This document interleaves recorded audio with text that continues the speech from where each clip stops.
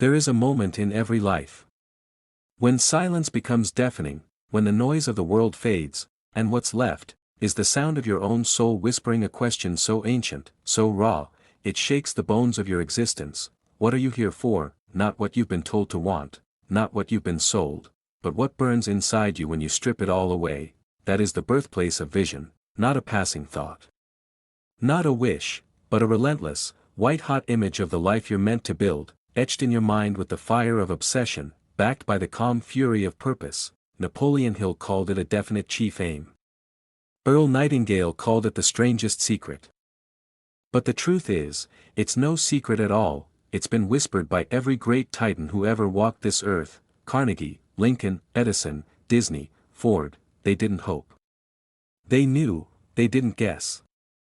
They decided, because vision without decision is delusion, but vision backed by relentless resolve is a force that bends reality. Your mind is the master key, and yet most people hand theirs over like spare change, to fear, to doubt, to distraction. They live in reaction, never creation, always waiting for the right moment, the perfect conditions, the guarantee.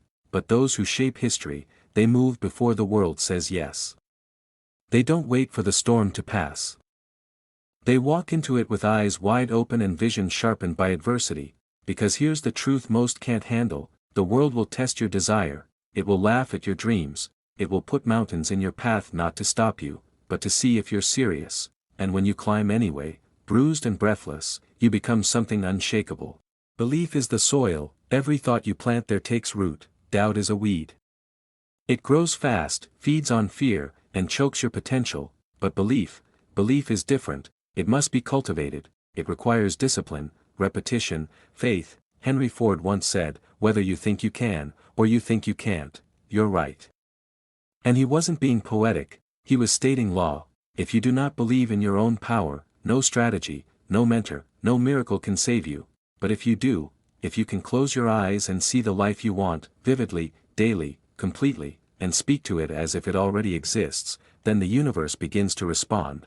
Because clarity is magnetic, and conviction is the language of creation. But clarity without action is hallucination. It's not enough to see the mountain, you have to start climbing, step after brutal step, when no one believes, when no one sees, when it feels like nothing is working.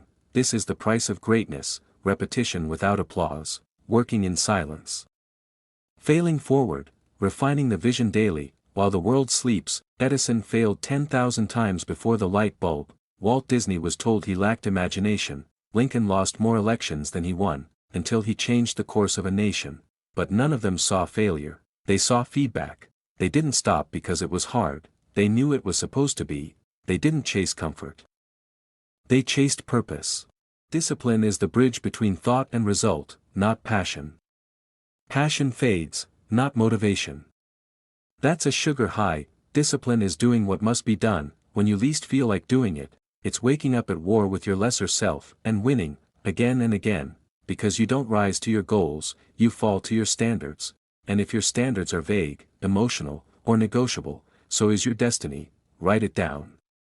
Declare it aloud, make your vision so specific it haunts you, then build your day around it, not your feelings, not your fears, not your excuses, because a man or woman with a clear, definite purpose becomes dangerous to mediocrity, to laziness, to the status quo. Gratitude is not weakness, it's fuel, because when you train your mind to see what's good, even in the grind, even in the storm, you build resilience that cannot be taught. This is not about pretending life is perfect, it's about choosing power in the face of pressure. It's about saying, I am grateful for the challenge, because it is making me stronger than I ever imagined. Gratitude is the steel spine that allows you to bend, but never break, to feel the blows of life, but never lose your posture. Adaptability is your secret weapon, because your plan will fall apart, the road will twist, the map will burn, and if you're married to one path, you'll die on the hill of inflexibility. But vision, true vision, doesn't care about the route, it's loyal to the outcome, so you pivot. You evolve, you learn faster, move smarter, and stay obsessed with the result, not the method. This is how nature works, it adapts or it dies, and you, like it, must shed the skin of yesterday to wear the future like armor. Resilience is the crown worn only by those who stay the course. It is not a gift, it is a choice, made daily, in the shadows, when no one is watching. It's saying, I will not fold. Even when you've failed for the 100th time, even when the voice in your head says quit, even when your heart is broken and your hope is thin, that's when you rise again, not because it's easy, but because you're called. You were not made to drift, you were made to dominate, not others, yourself, and in the end. It all comes back to vision, not a fantasy. Not a flicker, but a burning image that grabs you by the soul, and never lets go. It demands your attention, it rewires your identity. It shapes your speech, your walk, your work, your world. You do not chase success, you become the person who attracts it, because you see what others don't, you believe when others doubt, you act when others hesitate. That is the power of relentless vision, to hold a picture of the life you demand, so clearly, so consistently, so completely, that the universe itself has no choice, but to kneel at your feet and make way. So, what is it you truly want? Don't whisper it, don't second guess it, stand up. Look it in the eye, and own it, because once your mind is made up, truly made up, no force on earth can stop a soul, armed with vision, and the will to endure. Thanks for watching.